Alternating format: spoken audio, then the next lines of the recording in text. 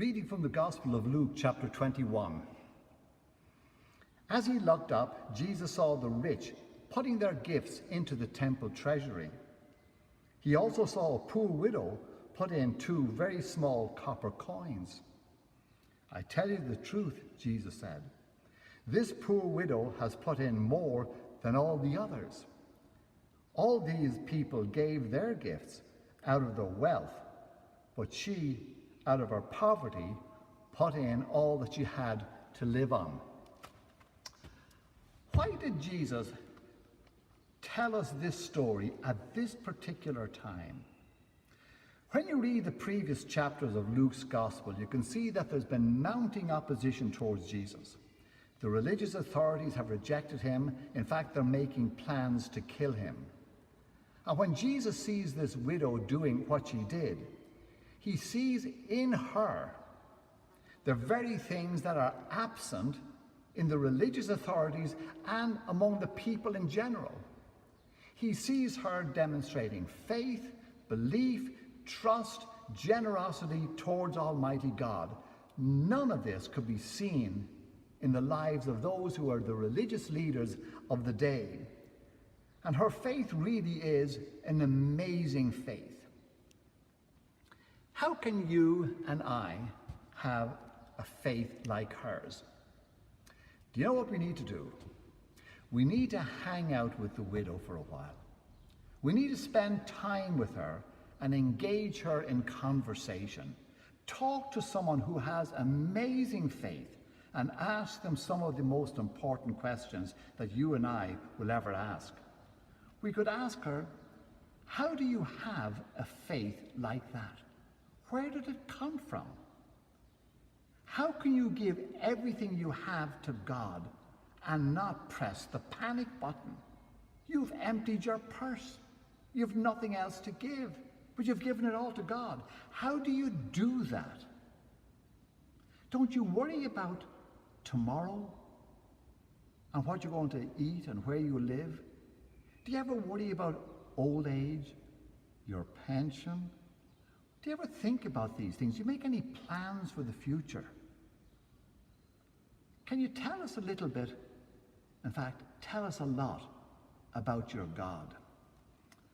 And I believe if we spend time with the widow asking her those questions, she'd tell us something like this. She would tell us that throughout her life, she has seen the faithfulness of God towards her. Granted, she's been through rough times, but God has always been with her.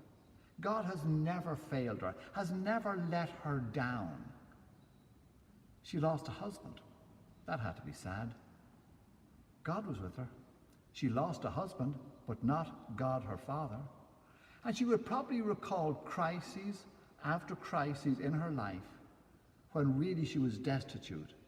But God was always with her. God never failed her. God never let her down. And that's the reason for her faith. All of these experiences in her life, and no doubt as she looked at the lives of other faithful people, they were the building blocks upon which they built their relationship with Almighty God. This lady knows all about being lonely. She's a widow. We don't know when her husband died, but we know that she's a destitute widow. She knows what loneliness is all about. Nobody to talk to when you come home in the evening, no one to share a conversation with. I'm sure she's known what loneliness is. And even if her husband died many, many years ago, there have to be times in her life when she has a little quiet weep at the loss of the man that she loved. But God never changed any of that for her.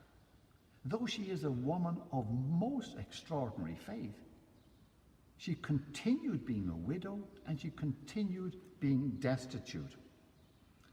You see, and that leaves us with a question that we need to think about and ask her. We need to get to know her God.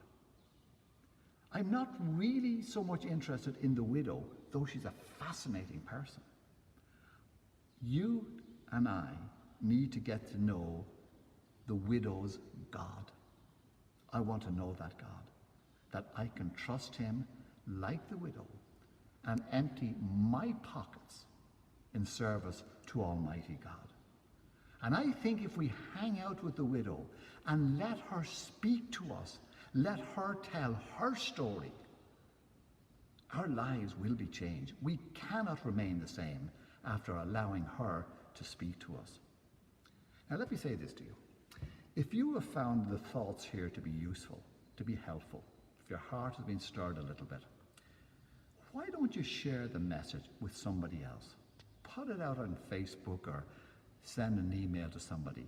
But share the message with somebody. Maybe they're the very people who need to hear it. May God bless you.